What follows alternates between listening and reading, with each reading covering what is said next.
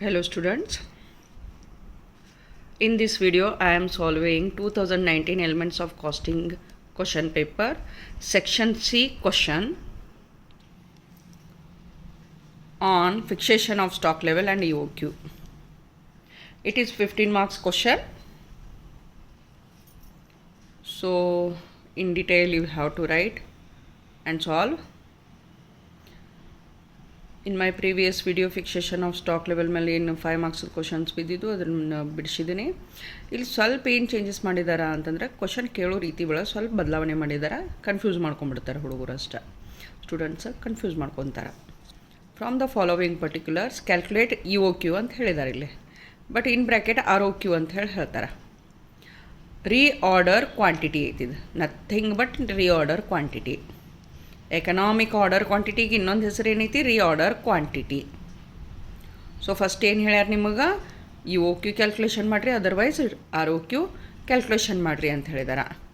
To calculate maximum level and minimum level we should know what is ROQ. Reorder quantity ಎಷ್ಟೈತೆ ಅನ್ನೋದು ನಮಗೆ ಗೊತ್ತಿರಬೇಕೈತಿ. So first calculation ಇದೆ ಬರತ್ತೆ.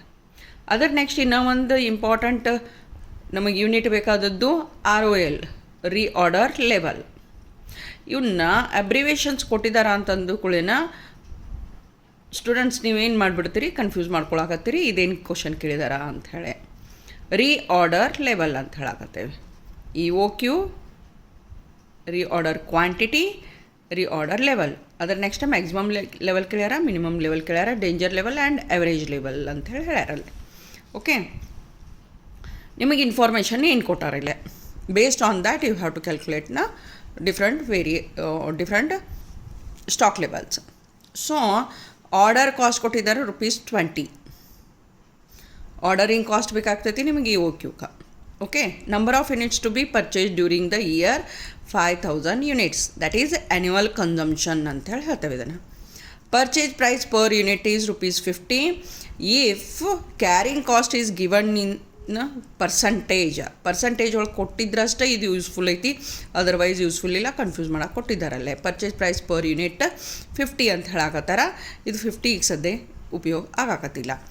Annual cost of storage per unit is 5. ಇದನ್ನು rupee value ಒಳಗೆ ಕೊಟ್ಟಿದ್ದಾರೆ ಅಂತಂದ್ಕೊಳ್ಳೇನ percentage ಕ್ಯಾಲ್ಕುಲೇಷನ್ನ ಇದ್ರ ಮೇಲೆ ಅಪ್ಲೈ ಮಾಡಿ ಕ್ಯಾಲ್ಕುಲೇಷನ್ ಮಾಡೋದು ನೆಸೆಸಿಟಿ ಬೀಳಂಗಿಲ್ಲ ನಿಮಗೆ. ಓಕೆ, ನೆಕ್ಸ್ಟ್ ಇನ್ಫಾರ್ಮೇಷನ್ ಏನೈತಿ, ಇದು ಅಷ್ಟು ಏನೈತಿ EOQದ ಇನ್ಫಾರ್ಮೇಷನ್ ಐತಿ. ನೆಕ್ಸ್ಟ್ ಏನೈತಲ್ಲ, it is about fixation of stock level, different stock level. ಅದು lead time average 10 days, that is ಕನ್ಸಂಪ್ಷನ್ನದು ಏನು ಟೈಮ್ ಪೀರಿಯಡ್ ಅದಾವಲ್ಲ ಅದನ್ನು ಲೀಡ್ ಟೈಮ್ ಅಂತ ಹೇಳಾಕತ್ತೇವಿ. ಎವರೇಜ 10 days ಐತಿ, ಮ್ಯಾಕ್ಸಿಮಮ್ಮ 15 days ಐತಿ, ಮಿನಿಮಮ್ಮ 6 days ಐತಿ. ಇದು ಎರಡನ್ನೂ ಕೂಡಿಸಿ ಡಿವೈಡೆಡ್ ಬೈ 2 ಮಾಡಿದ್ರೆ ಬೇರೆನೇ ಒಂದು ಯೂನಿಟ್ ಬರಾಕತ್ತೈತೆ ನಮಗೆ. When the average time period is given we have to take that only. ಯಾವಾಗ ಎವರೇಜ್ ಟೈಮ್ ಪೀರಿಯಡ್ ಕೊಟ್ಟಾನ, ಎವರೇಜ್ ಯೂಸೇಜ್ ಕೊಟ್ಟಿದ್ರು ಅದನ್ನ ತೊಗೊಳ್ಳೋದೈತಿ, ಎವರೇಜ್ ಟೈಮ್ ಕೊಟ್ಟಿದ್ನು ಎವರೇಜ್ ಟೈಮ್ ಅದನ್ನ ತೊಗೊಳ್ಳೋದೈತಿ ಸ್ಟಾಕ್ ಲೆವೆಲ್ ಕ್ಯಾಲ್ಕುಲೇಷನ್ ಮಾಡ್ತಿರ್ಬೇಕಾದ್ರೆ. ಸೊ ಈಗ ನಮಗೆ ಎವರೇಜ್ ಇದನ್ನು ಕೊಟ್ಟಾರ ಅಂದಮೇಲೆ ಇದನ್ನ ತೊಗೊಳಾಕ್ತೇವೆ, ಇದನ್ನು ತೆಗಿಯೋ ನೆಸೆಸಿಟಿ ನಮಗಿಲ್ಲ. So maximum for emergency purchases ಇದೇನೈತಿ ಡೇಂಜರ್ ಲೆವೆಲ್ಗೆ ನಮಗೆ ಇನ್ಫಾರ್ಮೇಷನ್ ಐತಿ 4 days ಅಂತ ಹೇಳಾಕತ್ತಾರ. Okay, rate of consumption ಹೇಳಾಕತ್ತಾರ, average 15 units per day ಅಂತ ಹೇಳಾಕತ್ತಾರ, ಎವರೇಜ್ ಇದನ್ನ ತೊಗೊಳಾಗತ್ತೆ. ಓಕೆ, ಆಮೇಲೆ ಮ್ಯಾಕ್ಸಿಮಮ್ 20 units ಪರ್ ಡೇ ಅಂತ ಕೊಟ್ಟಾರ, ಆಮೇಲೆ ಮಿನಿಮಮ್ 10 units ಡೇ ಅಂತ ಹೇಳಿ ಕೊಟ್ಟಾರ. ಯೂಶ್ವಲಿ ಏನಾಗತ್ತೆ, ವೀಕ್ ಒಳಗೆ ಕೊಟ್ಟಿರ್ತಾರೆ, ಈಗ ಡೇಸ್ ಒಳಗೆ ಕೊಟ್ಟಾರ ಅಂತ ಅಂದ್ಕೊಳ್ಳಿ ಕನ್ಫ್ಯೂಸ್ ಮಾಡ್ಕೊಳಕ್ಕೆ ಹೋಗಬೇಡ್ರಿ. ನಮಗೆ ಬೇಕಾದದ್ದು ಇನ್ಫಾರ್ಮೇಷನ್ ಏನೇನೈತಿ, ಮ್ಯಾಕ್ಸಿಮಮ್ ಬೇಕು, ಮಿನಿಮಮ್ ಬೇಕು, ಎರಡೂ ಒಂದೇ ಯೂನಿಟ್ ಒಳಗೆ ಅದಾವಿಲ್ಲ ನೋಡೋದೈತಿ. ಡೇದೊಳಗಿತ್ತು ಡೇದೊಳಗೆ, ವೀಕ್ ಒಳಗಿತ್ತು ವೀಕ್ ಒಳಗೆ, ಮಂತ್ ಒಳಗಿತ್ತು ಮಂತ್ ಒಳಗೆ, ಅದನ್ನ ಅಷ್ಟೇ ನೋಡೋದೈತಿ. Or otherwise it doesn't matter. ಹೌದಾ?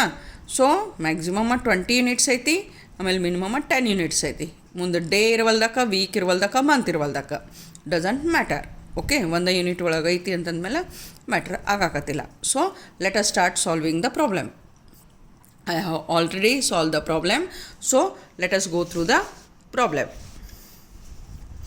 Calculation of EOQ, ROL, maximum level, minimum level, danger level and average level. First ನಮಗೆ ಆರ್ ಒ ಕ್ಯೂ ಬೇಕೈತಿ, E O Q that is economic order quantity or reorder quantity ಬೇಕಾಗತಿ. Annual consumption ಎಷ್ಟು ಕೊಟ್ಟಾರು? 5000 units ಕೊಟ್ಟಾರ. Ordering cost per order ಎಷ್ಟೈತಿ? 20 rupee ಐತಿ. Carrying cost per unit ಇದು, okay, it is per unit.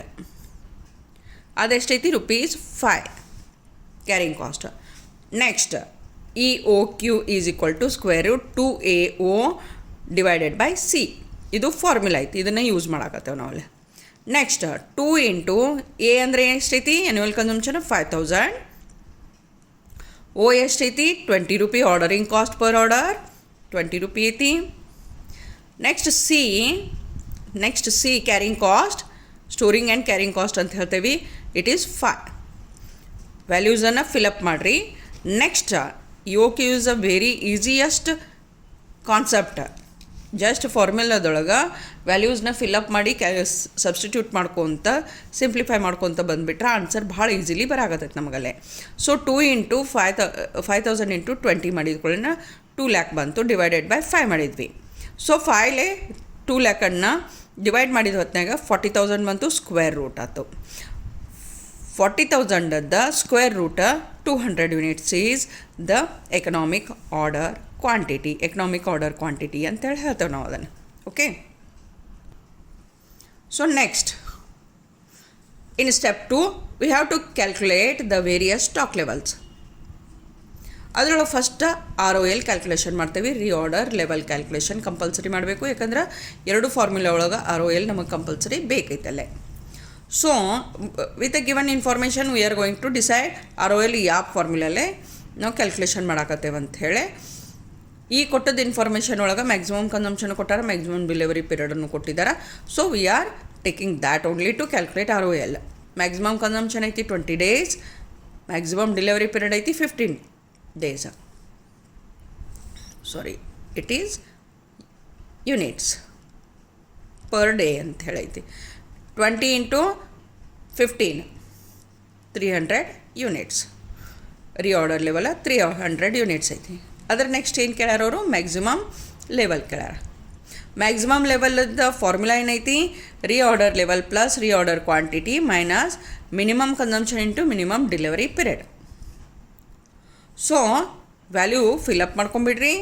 ROL ಐತಿ 300 units calculation ಮಾಡಿದ್ದು. ROQ ಆಗಲೇ ಕ್ಯಾಲ್ಕುಲೇಷನ್ ಮಾಡಿರಿ 200 units minus minimum consumption 10 units ಐತಿ, ಮಿನಿಮಮ್ ಡೆಲಿವರಿ ಪೀರಿಯಡ್ 6 days ಐತಿ. So 300 plus 200 is 500 minus 10 into 6 is 60.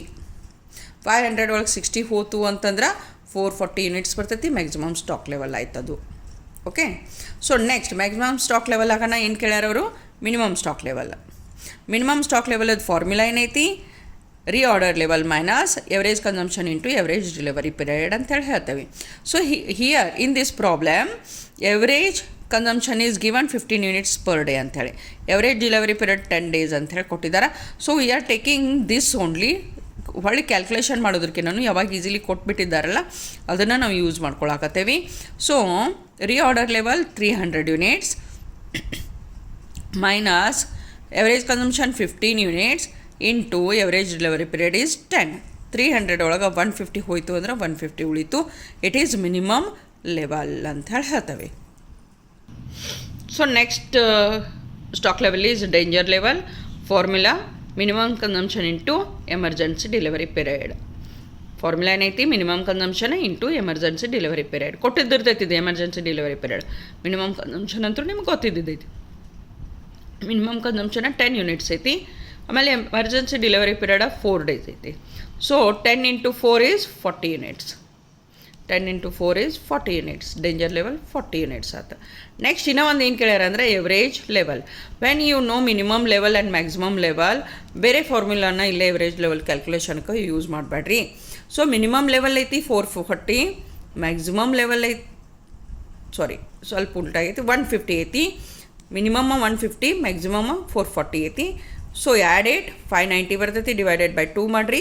295 is the average stock level ಅಂತ ಹೇಳಿ ಹೇಳ್ತೇವೆ ನಾವು. It is the question asked in 2019 question paper. on fixation of stock level.